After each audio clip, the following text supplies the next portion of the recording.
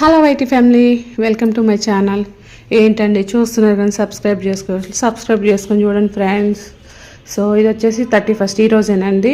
ఈరోజు పిల్లలకి స్కూల్లో 31st సెలబ్రేషన్స్ అనమాట. సెలబ్రేషన్స్ అంటే ఇంకేముంటాయి, గ్రీటింగ్ కార్డ్స్ లేదా ఫుడ్డే కదా. సో అలా ఇంకా ఫుడ్ ఎవరేమేమి చేసుకొస్తారని అడిగారంట. సో మా వాళ్ళైతే మటుకు వెజ్ బిర్యానీ తీసుకొస్తామని చెప్పారంట.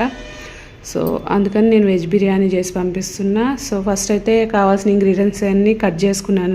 వెజిటేబుల్స్ అన్నీ కట్ చేసేసుకొని మసాలా దినుసులు వేసుకున్నాను.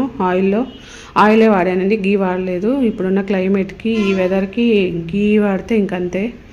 అప్పటికి ఏదో ఒక దానిలో వేస్తూనే ఉంటాం, కొంచెం తగ్గిద్దామని.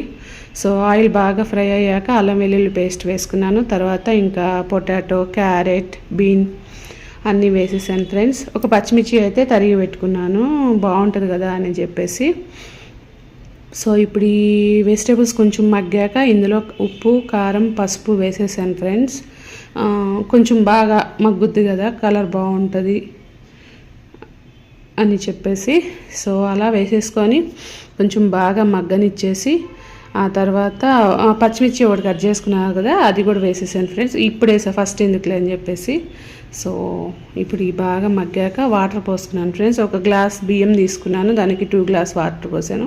నేను నార్మల్ మనం డైలీ వాడతాం కదా, సోనా మసూరి అయ్యే వాడే అనమాట. వెజిటేబుల్ బిర్యానీకి అదే బాగుంటుంది.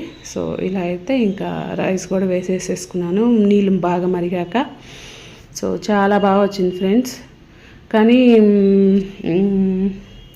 దీనికి వచ్చేసి నాకు గ్రేవీ ఏం చేయాలో అర్థం కాలేదు. పిల్లలు కదా, మామూలుగా డైలీ అయితే మా బాబుకి నేను కలిపి పెట్టేస్తాను అనమాట. అంటే హాఫ్ అన్ అవరే టైం ఉంటుంది. హాఫ్ అన్ అవర్లో మళ్ళీ వాళ్ళు బెల్ కొట్టంగానే వచ్చి కూర్చుని ఒక 5 మినిట్స్ అయిపోద్ది. మేబీ వాళ్ళు తినేది ఒక 15 మినిట్స్ టైంలో తినేసేయాలి ఫ్రెండ్స్. సో అప్పుడు కలుపుకునే టైం అదంతా ఉండదు కదా, కలిపి పెట్టేస్తాను అనమాట. సో దీనికి ఏం పెట్టాలో అర్థం కాల. ఇది ఇలా వచ్చింది.